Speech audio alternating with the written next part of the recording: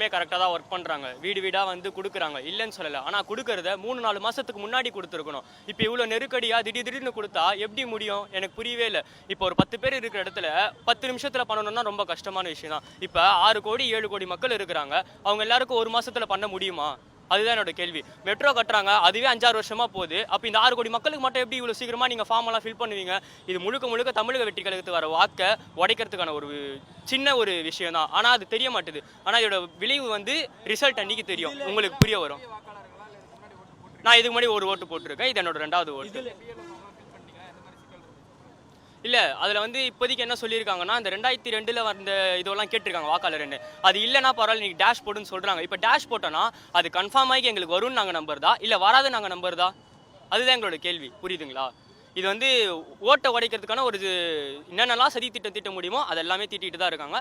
பார்க்கலாம் என்ன நடக்குதுன்ட்டு. இதில் இன்னொரு விஷயம் பார்த்தீங்கன்னா வந்து பிஎல்ஓ கூட ஆளுங்கட்சி ஆளுங்களும் வராங்க. இது வந்து எப்படி வந்து நாங்கள் நம்பி வந்து கொடுக்குறது? இது எங்களோட வாக்கு வந்து கரெக்டாக போய் சேருமா? இப்போ எங்களை பார்த்தீங்கன்னா தமிழக வெற்றி கழக தோழர்களுக்கு ஃபார்மாக கூட கொடுக்க மாட்டாங்க. இப்போ தமிழக வெற்றி கழக தோழர்னா ஃபார்ம் கூட கொடுக்க மாட்டாங்க. அந்த மாதிரி நடக்கிற சிச்சுவேஷன் இருக்குது இப்போதைக்கு. அதை தான் நாங்கள் எதிர்க்கிறோம். அதுக்கு தான் நாங்கள் ஆர்ப்பாட்டம் வந்துருக்கோம். இப்போ ஒரு ஏரியா இருக்குது அப்படின்னு பார்த்தீங்கன்னா, அந்த ஏரியாவில் வந்து தாவேக்காவும் இருக்கும், திமுகவும் இருக்கும், இந்த மாதிரி எல்லா கட்சிக்காரங்களும் இருப்பாங்க. ஓகேங்களா?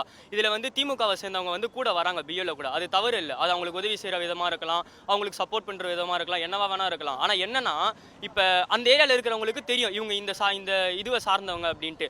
அவங்களத பார்த்து கரெக்டாக ஃபார்ம் இல்லாத மாரி பண்ணுறாங்க. அது எப்படி? பிஎல்ஓன்றவங்க கரெக்டாக பண்ணுறாங்க, இல்லைன்னு சொல்லலை. ஆனால் அவங்க கொஞ்சம் உஷாராக இருக்கணுன்றதை வந்து தெரிவிச்சுக்கிறோம். அவ்வளோதான்.